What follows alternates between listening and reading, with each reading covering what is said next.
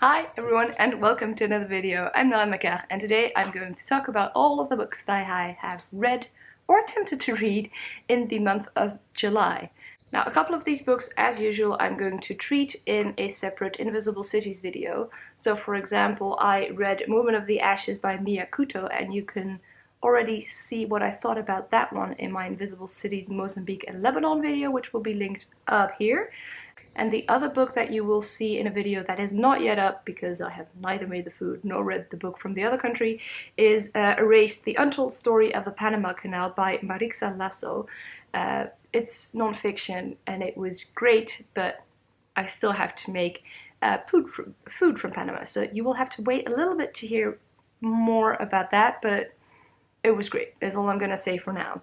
There are also a couple of books that I DNF'd. First off being The Shadowgate King by Maaza Mengiste. This was my pick for Ethiopia for Invisible Cities project, and I had high expectations despite knowing that there were a lot of mixed feelings about this book. The reason I had high expectations is because the premise is great. This is a story about the Ethiopian War for Independence against Italy, and it talks about the role of women, because there's a group of women that, when the morale in the Ethiopian troops was not great, they took it upon themselves to up that morale, to fight, etc. And I mean, that's awesome, right? And also this cover was always just intriguing for me. This book was also longlisted for the Booker Prize last year. But I had heard that not everybody got along. Despite that, I really wanted to try it. I think I got about halfway through. The premise was still interesting to me, but the writing made it so difficult. First off, one thing that I really hate is when there are no punctuation marks used to indicate that there's a dialogue. So if this is the page, this might be dialogue. You'll only find out from the context. And I understand it when it's a literary novel, when it's trying to do something special, but because this is also historical fiction and I was more interested in that, I felt that the lack of punctuation was just in the way of the narrative, in the way of the book. To me, it didn't feel like it elevated it at all. It was just very frustrating. We follow a bunch of characters. The main character is called Hirut, and she is one of the women that is going to play a big role in the Ethiopian War for Independence, which I never really got to. But you also follow her employee, Kidane, and you hear about Kidane is one of the generals in the war, and you hear about how he sees the war and how all the fears that he has. There are also a lot of passages from the point of view of Haile Selassie, the emperor of Ethiopia. There are also random passages from a chorus point of view. And all of these felt kind of detached from one another. Even the passages that were about Hirut or about Kidan, which are in the same realm, they were about the same storyline, still felt very detached. I felt very detached from all of these characters. Hirut was the most, well no, Hirut was not necessarily the most interesting because I never really got a feeling for her. I think the character I was most interested in was Kidane's wife. She is this woman that thinks that Kidane and Hirut have a special relationship and gets very angry. And she's also the woman that says to her husband, yeah, you're going on a war, to war. I'm gonna come with you. And she takes this very old cape from her father's grandfather, I believe, and just wears it like a queen. She wears it like she's the general of the army. So I thought she was very interested, but I don't know, there's something in the writing that I never got a feeling for any of these people. I was confused about everything that was happening. Anyway, I'm gonna stop talking about this. It's not for everybody. There are people that I love it. This is really what kind of a either love or hate book, but yeah, I'm gonna have to pick another Ethiopian book, which is going to be, what's it called again? Cutting for Stone by Abraham Verghese, and I'm going to read that this month, normally. Another book that I DNF'd, and this is really a whole different category, is Bridget Jones' Diaries by Helen Fielding. I can't remember how much I said about this in my video in which I had a small reading update, but god, this was terrible. I think I read about 20 pages. I found this in a free library and I thought, okay, I like the movie, let's go for this. This is going to be one of those, you know, light books. But there's so much complaining in this. Nothing is positive, and I felt like the view that she has, Bridget, the way she talks about men, the way she talks about her job, the way she talks about her body, it's very negative, but it wasn't even entertaining to me. I just felt, but this is not the kind of way I want to view these things. I think that her view on pretty much everything is very unhealthy. So yeah, no, I was so frustrated. I think I read 20 pages and I was like, I'm not gonna waste my time. There might be a point in time where I am going to really want to stay a whole day on the couch under the covers and maybe read this, but I think that that day another type of book that does not have such an unhealthy view of the world will be better for me. So yeah, this one is going to go back in another free library for the next victim. For the rest of the month, I have to admit I went on kind of a, and I still am, on a kind of a non-fiction bender, but I did read one other fiction book, and that is The Parable of the Talents by Octavia E. Butler. It's the second book in the Earthseed series, which is supposed to be a trilogy, but Octavia E. Butler passed away before writing the third book, so I suppose now it's a duology. The first book is, I'm not going to be able to grab it, but it's The Parable of the Sower, and I read that in June. So it's a dystopian book, and in the first book we meet Lauren Oyelemi, something like that. And she's this young girl who lives in a world where there is a lot of chaos, a lot of violence, and initially she lives in a community that is very closed off, that is their only way to survive. But she lives through the destruction of that community. So she has to move away, find a new place, a safe place where she can find a job. She's special because she has found out this new religion that she calls Earthseed, and she puts words to what she believes that entails. And as she looks for a new community, a new place, a safe place, she kind of finds a lot of people along the way, and she binds them to her, and she makes this religion with them. The world is fascinating. That's why I really love the first book. And in the second book, we kind of move 5 years in the future. I'm gonna try to talk about these books without spoiling the first one.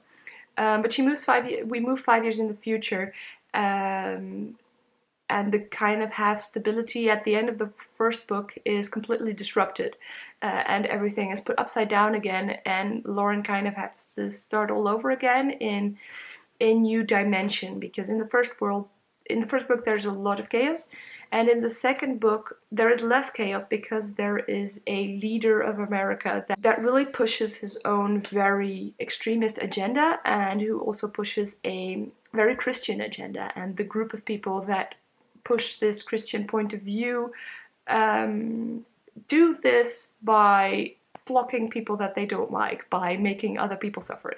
Let's put it like that for now. So this book is partially from the point of view of Lauren, like the first book, but it's also from the point of view of her daughter. And those two point of views kind of have different timelines. It's a very different book from the first one. We kind of have this whole new level because the religion Earthseed plays a new role, because it's a lot faster, I would say. In the first book we kind of follow the whole everybody just moving towards one place, and in the second book there's more of a goal, but there's a less defined way of getting towards that goal. Yeah, it was a great read. I liked it. I think the same points that I had with the first book stand with this one, and that is that there are a lot of things that are just so convenient, that are just very easy plot points, and that makes it a little less believable, whereas the world to me is very believable. Anyway, love to hear what you think about this one. So then, as I said, there was a lot of non-fiction. One being Natalie Haynes' Pandoras Jar. I read 1,000 Ships earlier this year, and that one is fiction, and that one is about the Trojan War.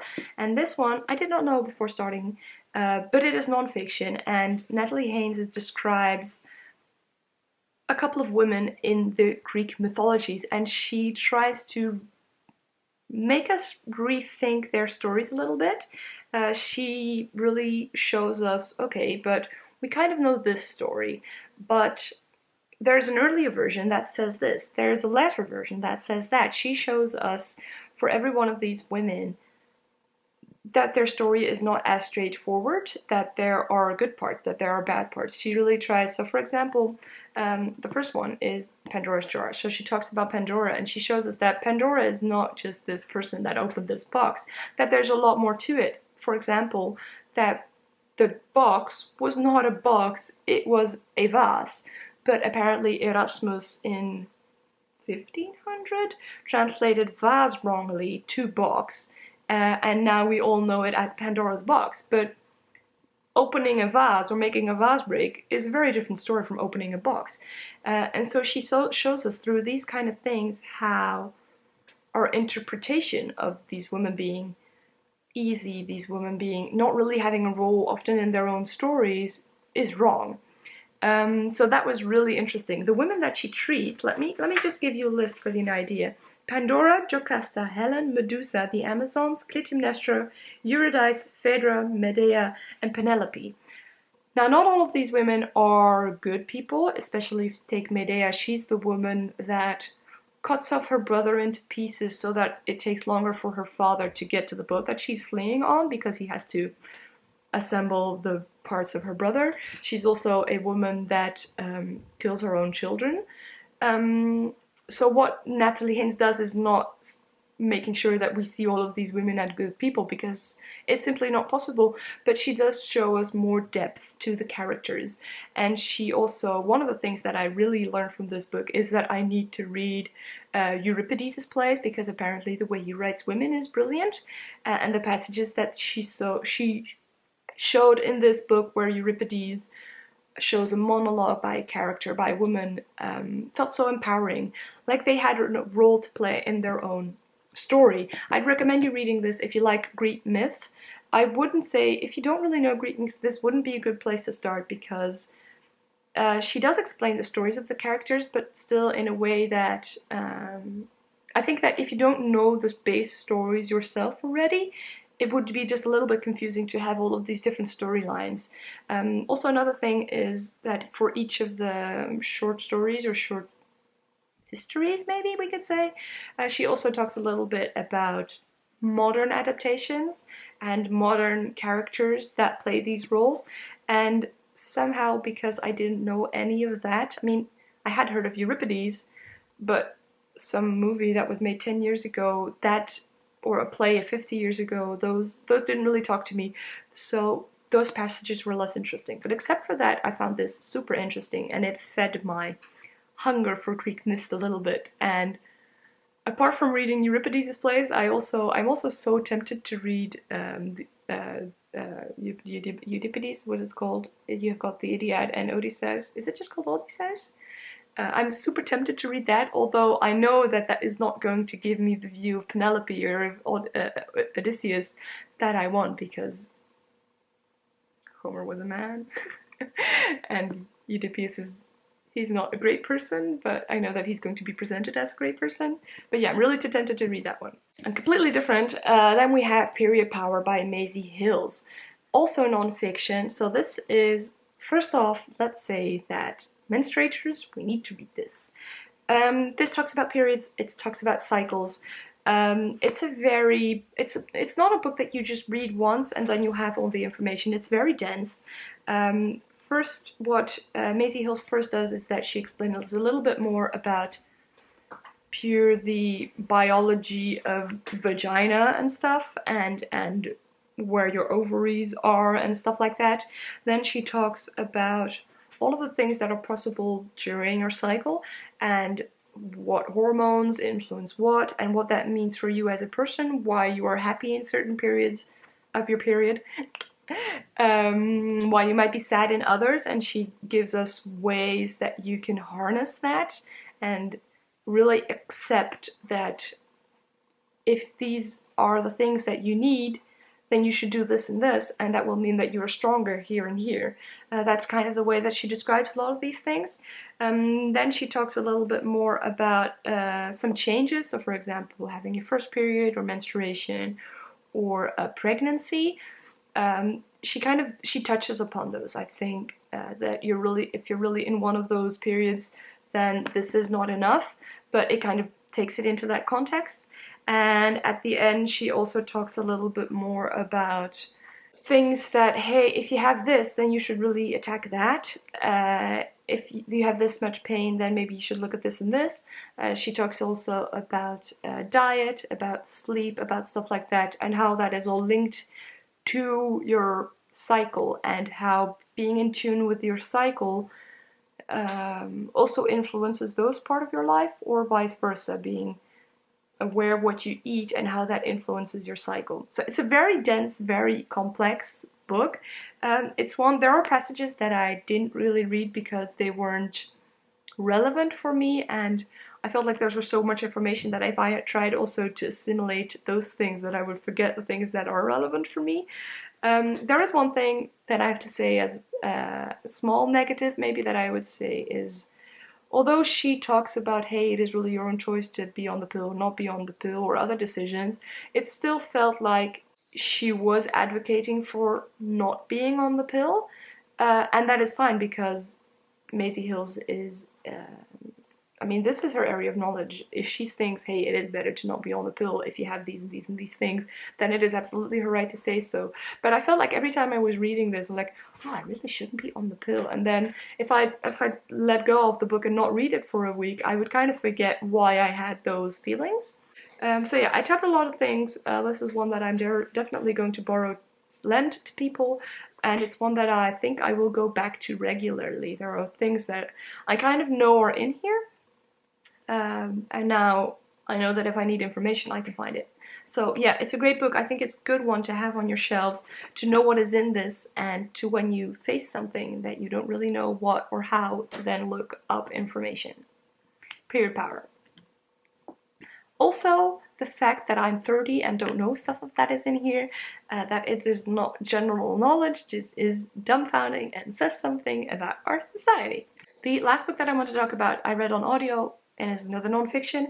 It is Braiding Sweetgrass, Indigenous Wisdom, Scientific Knowledge and the Teaching of Plants by Robin Wall Kimmerer. So Robin Wall Kimmerer is a botanicus, I should say, and she's also a descendant from the indigenous North American tribes, I would say.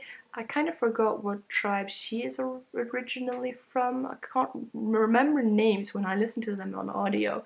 But what she does in this book is that she marries those two. She talks about what the indigenous lifestyle and what those stories teach us about plants, and teach us about the way we should or could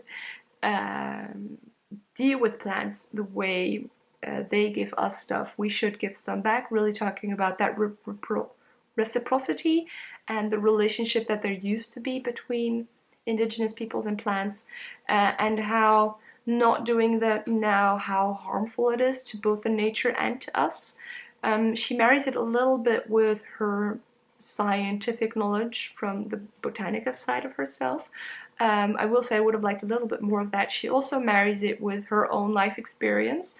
So there are little bit snippets about her own personal life. For example, her relationship with her daughters, or relationship with her parents, where this plant knowledge also weaves in. Let's see what I did there. It's a book that kind of touches on a lot of things, but really with this basis of plants in the middle, and the reciprocity, and how loving plants and caring for plants and for the soil, how that would also be good for us. There are parts that I thought the book was a little bit slow and a little bit repetitive, because as she really is talking about this need for reciprocity, it is something that comes back into each chapter. At one point I really felt, yeah, okay, I get it. We need to like plants, and we need to be respectful of them and listen to them, and etc, etc. I got it now. You don't have to say it again. So that was the small minus that I had. But except for that, especially because I was listening to it on audio, it was nice to just follow all of these stories. Each chapter is a different has a different focus, and it felt like each chapter was a new story. There's not necessarily linked between each chapter. It's not following a very clear chronological order or logical order.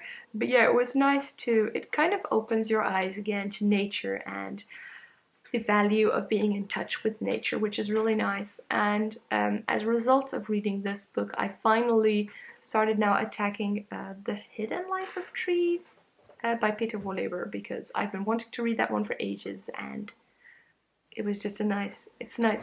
It's not right now, it's a nice continuation. So those were all the books that I read. I didn't finish many books, and one of the reasons for that is that there's first of all this little big one that I'm currently reading, so that's A Suitable Boy. I'm buddy reading this with a couple of people, with Jyotsna from Jyotsna's Bookscapades, with Paula from Draw Your Books, and with Ash from Pagestoheart, is an Instagram account. Yeah, and this one is gonna take a long time, so I'm still reading this one, and I'm also reading A Tale of Love and Darkness by Amos Oz, which is my Israeli pick for Invisible Cities, and that is also a big one that I'm carrying on to next month, and that influences how many books I actually finished this month, which feels weird because I think in the first 2 weeks I'd only finished 2 books. It felt like, you know, I was missing something. Anyway, thanks for watching. Talk to me if you've read any of these books. I'll see you in another video. Bye. Ba-chum, ba-chum, chum.